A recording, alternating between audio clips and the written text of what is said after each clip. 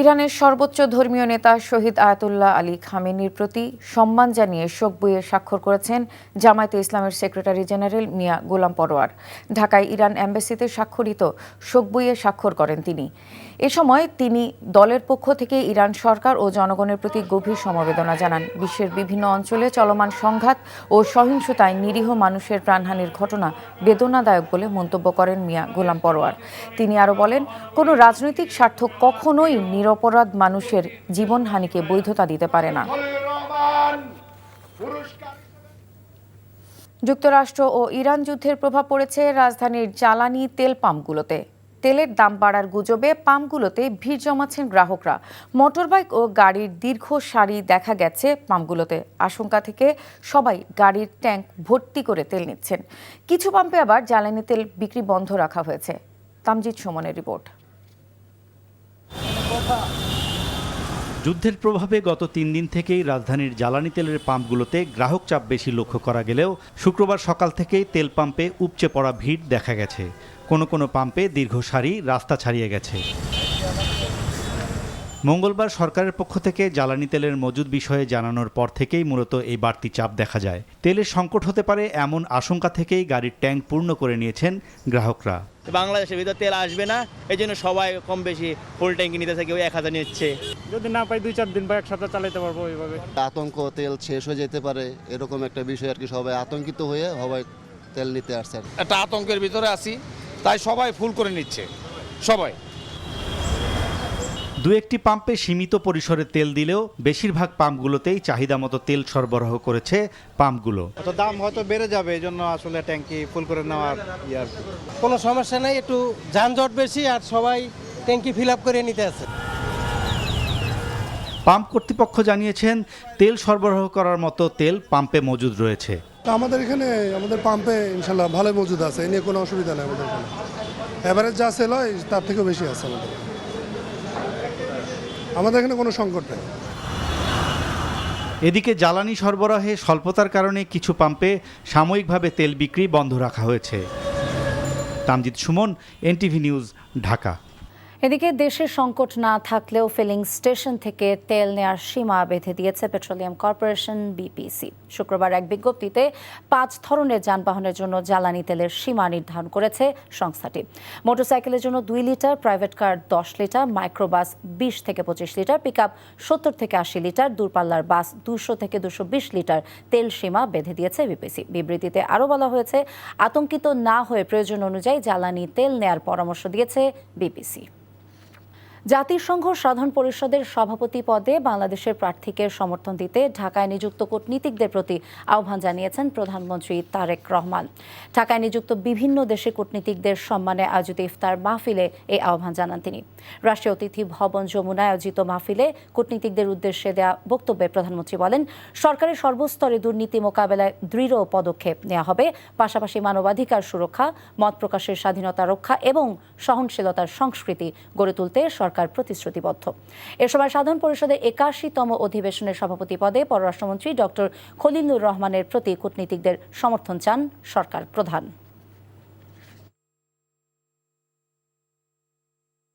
We are equally committed to safeguarding human rights, protecting freedom of expression and fostering a culture of tolerance.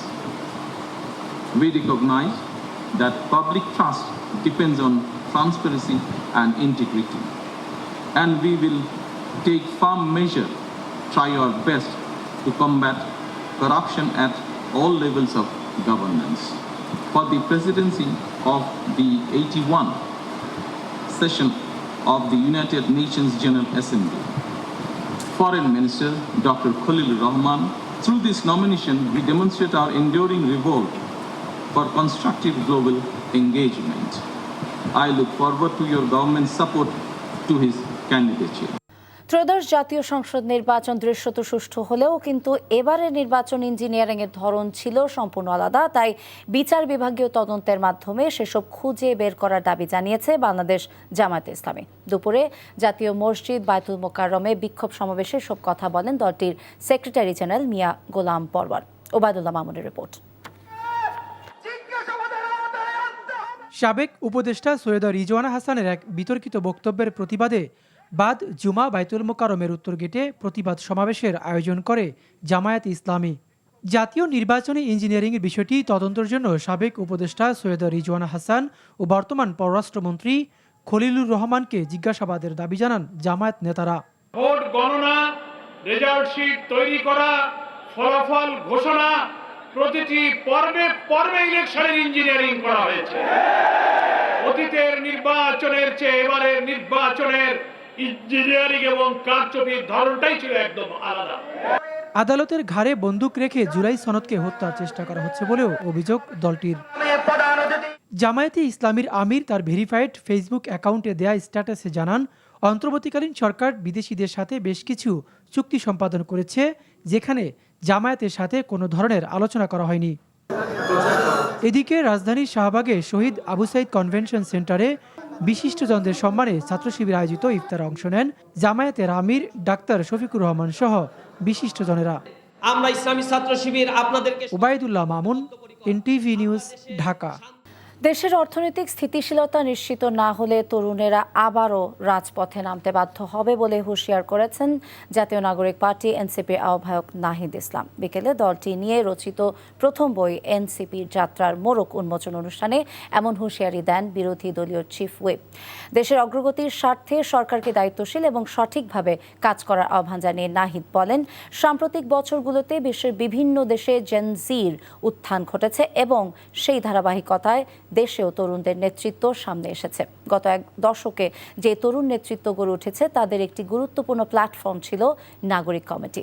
সেখান থেকেই গণ অভ্যুত্থানের অনেক নেতৃত্ব এনসিপিতে যুক্ত হয়েছে। নেপালে একটা অস্থিরতার সময় বিভিন্ন আন্দোলন এবং ঘটনার মধ্যে দিয়ে নেপাল যাচ্ছে। বাংলাদেশেও সামনে এরকম হওয়ার সম্ভাবনা আছে যদি অর্থনৈতিক যে নিরাপত্তা, বৈষম্যহীনতা, গণতান্ত্রিক সংস্কার এগুলো যদি নিশ্চিত না হয়, বাংলাদেশের মানুষ, বাংলাদেশের তরুণরা কিন্তু বারবার রাস্তায় নামবে।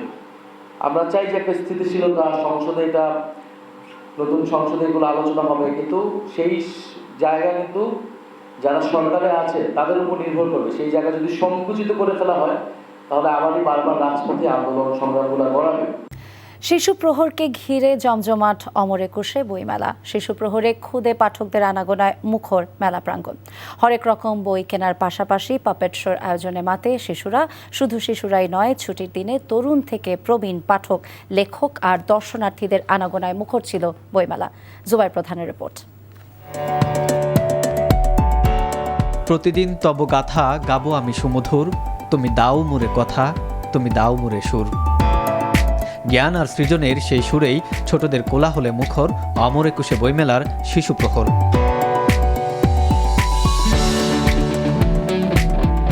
শুক্রবার দিনের শুরুতেই ছোট্ট পাঠকদের কোলাহলে প্রাণ চাঞ্চল্যে ভরে ওঠে বাংলা একাডেমি ও সোহরাওয়ার্দী উদ্যান প্রাঙ্গণ। বাস্কেট লিসি, তারপরে ফুটবল খেলিছি, red colour, blue colour, green colour করছি। ভূত বলে কি কিছু আছে? একদমই নেই। তোমরা কিন্তু খুব সাহসী, তোমরা ভূতে একদম ভয় পাবে না। পাপেট শোর মাধ্যমে শিশুদের বার্তা দেওয়া হয় বই পড়া আর ভালো কাজের। বায়োস্কোপে দেখে শিক্ষামূলক গল্প, খেলাধুলা, চিত্রাঙ্কন প্রতিযোগিতার সঙ্গে গান আর কবিতা আবৃত্তিতে সকাল মাতিয়ে রাখে শিশুরা।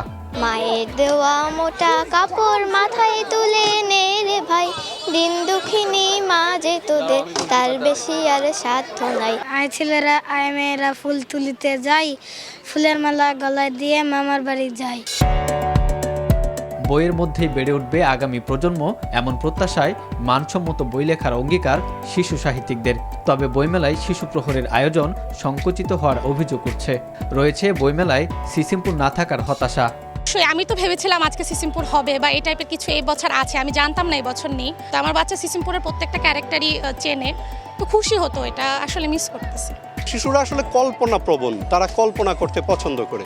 তাদেরকে তারা যেন কল্পনা করতে পারে এরকম বইগুলো তাদের হাতে তুলে দিলে ভালো। আগামী আমাদের নিজেদের স্বার্থে, আগামী দেশের স্বার্থে, আগামী প্রজন্মের দিকে সুন্দরভাবে যাতে বেড়ে উঠে সেটা আমাদের কাজ করে যাওয়া উচিত।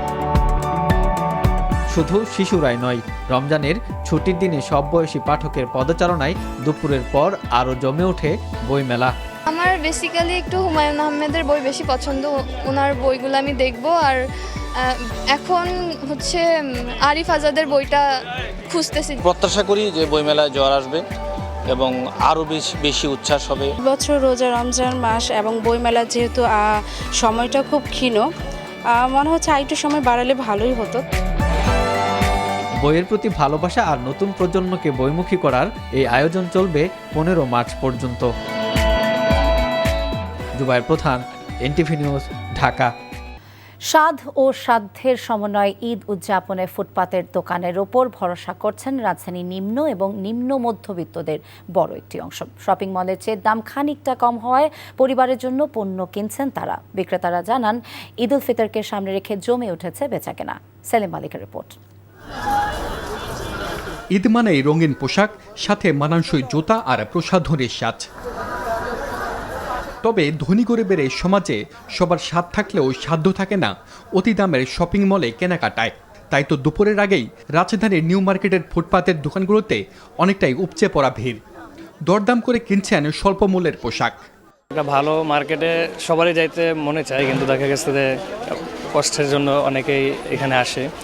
বিক্রেতারা বলছেন, দোকান ভাড়া নেই ভ্যাট ও এসির বিল পরিশোধের দায়, তাই তো তুলনামূলক কম রাখতে পারছেন দাম। 1200 টাকা স্টোরে ফুটে 600, আপনার একই জিনিস, সেম জিনিস, কোয়ালিটি সেম, সব জিনিস সেম, শুধু স্টিকার বাদে। তাদের স্টোর, আমাদের ফুড। এখানে কোনো ভাড়া লাগে না, কিছু লাগে না। আমার প্রোডাক্ট আছে গার্মেন্টসের কাপড়। গার্মেন্টসের কাপড়টা আমরা নিজেরা কালেকশন করে, নিজেরাই সেলাই করে, নিজেরাই বিক্রি করি। এই জন্য কম রেটে দিতেছি, আর যেন মোটামুটি আলহামদুলিল্লাহ ভালো বিক্রি হয়। শুধু পোশাকই নয়, স্বল্প মূল্যে মানানসই জুতাও মিলছে ফুটপাতের দোকানগুলোতে। তবে এবার দাম কিছুটা বাড়তি বলে অভিযোগ ক্রেতাদের। এবার একটু রেট একটু অতিরিক্ত বেশি বলতেছে, যেটা ধরেন 500 ওটা 800 টাকা। মালের দামের উপরে হলো প্রাইস। আপনার শার্টটা যদি আপনি 500 টাকায় কেউ কিনে আনে, 600 টাকা আপনার কাছে বিক্রি করবে, এরকম ভাবে বিক্রি হচ্ছে। মান নিয়ে মনে প্রশ্ন জাগলেও ফুটপাতে বিক্রি হওয়া প্রসাধনী ও ফ্যান্সি পণ্যে ভরসা রাখছেন অনেকে। গলার নেকলেস, তারপর চুড়ি, আংটি, এগুলা অনেক কিছু আছে, লিপস্টিক। মেকআপ বক্সটা এখানে আমাদের 300 350 পাবেন। মেকআপ বসে দিলে 500 টাকা লাগবে, 500 টাকা। এই যে একটা হেয়ার ব্যান্ড 350 টাকা, আর বসে থাকলে 500 টাকা লাগবে। অনেক কম আছে এখানে, কোয়ালিটি ভালো আছে, আলহামদুলিল্লাহ কোয়ালিটি ভালো। ঈদের এক সপ্তাহ আগে জমে উঠবে জায়নামাজ, টুপি ও আতরের দোকানগুলো, আশা ব্যবসায়ীদের। সেলিম মালিক, এনটিভি নিউজ, ঢাকা। দীর্ঘদিন পর ওয়ানডেতে মানিয়ে নেওয়াটা চ্যালেঞ্জের বিষয় হলেও পাকিস্তানের বিপক্ষে সিরিজ জয় ছাড়া যে কোনো ফলাফলই হতাশার হবে বলে মনে করেন সাবেক অধিনায়ক মেনহাজুল আবেদিন নান্নু। এছাড়াও অভিজ্ঞতার কারণে নির্বাচকেরা লিটন এবং আফিফকে দলে ফিরিয়েছেন বলে ধারণা সাবেক এই নির্বাচকের। নিলয় মজুমদারের রিপোর্ট। লম্বা একটা সময় পর ওয়ানডে ফরম্যাটে ফিরতে যাচ্ছে বাংলাদেশ। সবশেষ অক্টোবরে ক্যারিবীয়দের বিপক্ষে ঘরের মাঠে ওয়ানডে সিরিজ খেলেছিলেন মিরাজরা। মাঝের পুরো সময়টায় টি-20 ফরম্যাট খেললেও পাকিস্তান সিরিজের প্রস্তুতি হিসাবে বিসিএল ওয়ানডে ফরম্যাট খেলেছেন ক্রিকেটাররা।